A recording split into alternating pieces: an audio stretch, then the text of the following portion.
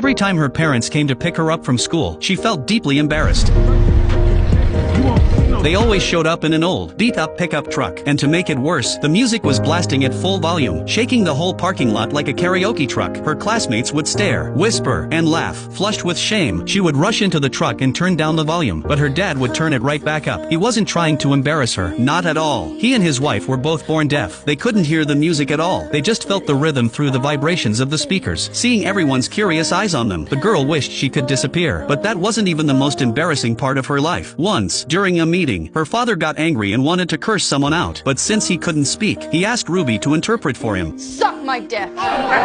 She wanted the floor to open and swallow her whole. It didn't stop there. When her dad went to see a doctor for a private male health issue, Ruby had to go along and translate every word. He described everything in detail, completely forgetting his teenage daughter was standing beside him. Ruby finally interrupted, telling the doctor that he already understood the situation. The doctor then gently reminded her parents to pay more attention to personal hygiene. Ruby's parents and brother were all deaf. She was the only one born with hearing. To everyone else, it might have seemed like a blessing, but for Ruby, it was a burden, a heavy one. The family made their living by fishing. Every morning at 3 a.m., Ruby got up to help her parents on the boat. She wasn't there just for company. She was the only one who could use the radio. The only reason their boat was allowed to leave the dock. They couldn't fish without her. They couldn't sell the catch without her either. Ruby was the bridge that kept their whole world connected. At such a young age, she carried responsibilities no teenager should have to bear. By the time the boat came back, she was exhausted physically and mentally. She barely had time for breakfast before rushing to school. Life was hard and tiring, but Ruby never complained. Even when her classmates made fun of her, she stayed silent. She had already grown used to it. Deep down, though, she felt small. She had a crush on a boy named Miles, but she never had the courage to tell him. When the time came to choose elective classes, Ruby saw that Miles had joined the choir, so she secretly signed up too, hoping to spend more time with him, to test everyone's voice. The teacher asked each student to sing one line from Happy Birthday. One by one, they sang with confidence and skill. Ruby watched as everyone seemed more talented than her, and her nerves tightened. When it was finally her turn, she froze. Her chest felt tight. She couldn't even open her mouth. In the end, she ran out of the room to protect herself. Alone, she could finally breathe again, and quietly, she began to sing.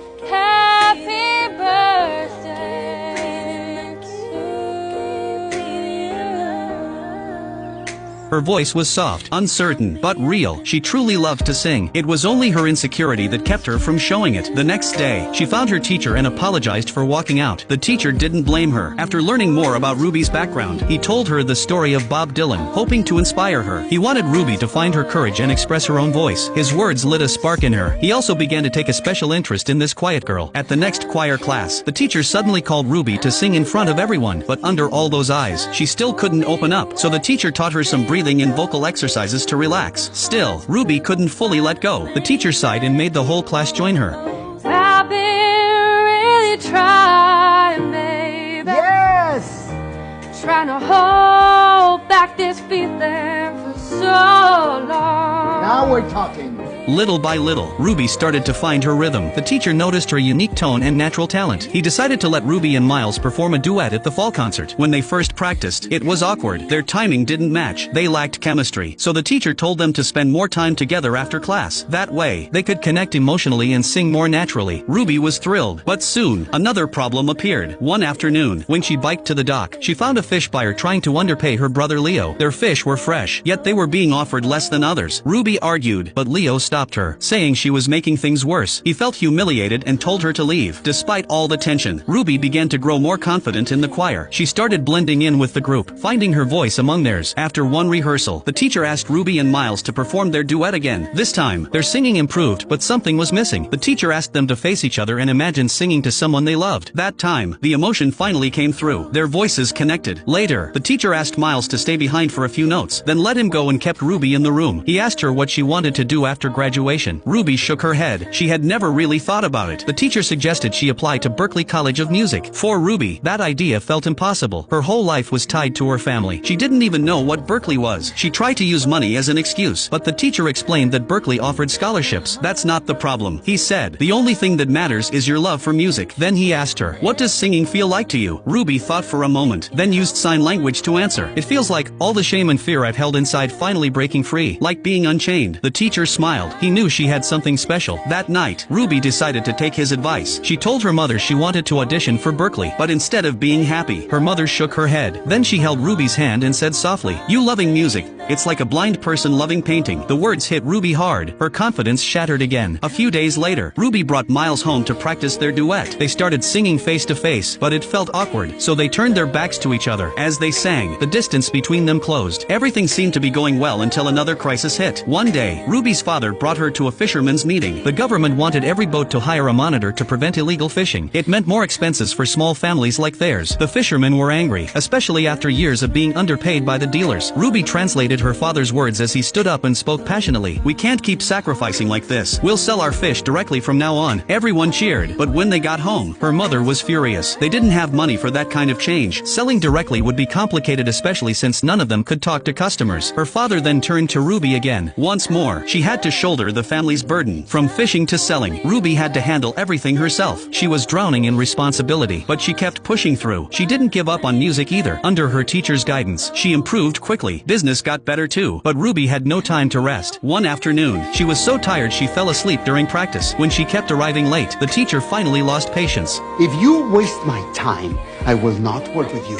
Ruby promised it wouldn't happen again, but not long after, it did. Just as she was leaving for class, her mother stopped her. A TV crew was coming to interview their family, a perfect chance to promote their fish. Ruby said she had to go, but her mother insisted she stay to interpret. They argued, but Ruby gave in. During the interview, her phone kept buzzing. Her teacher wasn't going to forgive another absence. That day, Ruby failed both as an interpreter and as a student. The next morning, she went to see her teacher, hoping for one more chance, but he refused. Tears welled up in her eyes as she said, "For 17 years, I've never done anything just for myself." He stayed silent for a moment, then sighed. He finally understood. That night, Ruby told her parents she still wanted to audition for Berkeley, but they reminded her that the family business had just started growing. They needed her. "There will never be a good time," Ruby said, "but I can't stay with you forever." Her mother stayed quiet for a long time, then admitted softly, "I'm just scared. What if you fail?" Her father shook his head. "She's never been treated like a baby," he said. "She's always been our support." Her mother froze. For the first time, she realized how much Ruby had given up for them. That night, Miles texted Ruby and invited her out. For once, she didn't go out to sea with her family. She went with him instead, to a quiet lake where she often practiced singing. But while she was gone, trouble struck. That same day, the inspectors came to check her family's boat, without Ruby there to translate. Her father and brother couldn't communicate. The inspectors secretly called the Coast Guard. Moments later, their boat was boarded and fined. When Ruby got home, she found out her father's fishing license had been suspended. He blamed her for not telling him she wouldn't come. "You're really blaming me?" Ruby said, "This isn't my fault." But without her, the fine was set at $2,500. They couldn't afford it. Her father wanted to sell the boat to pay the penalty. Ruby refused. Instead, she said she would give up her dream of Berkeley and focus on helping the family. Her parents felt relieved, but her brother Leo stood up and stormed out. He hated himself for being powerless. That night, her mother came into Ruby's room with a new dress. She wanted Ruby to wear it for the fall concert. Then Ruby asked, "Mom, did you ever wish I were deaf too?" Her mother paused, then confessed a secret, one that would change Ruby's life forever. Want to know what happened next? Follow me, and I'll share the rest of Ruby's story soon.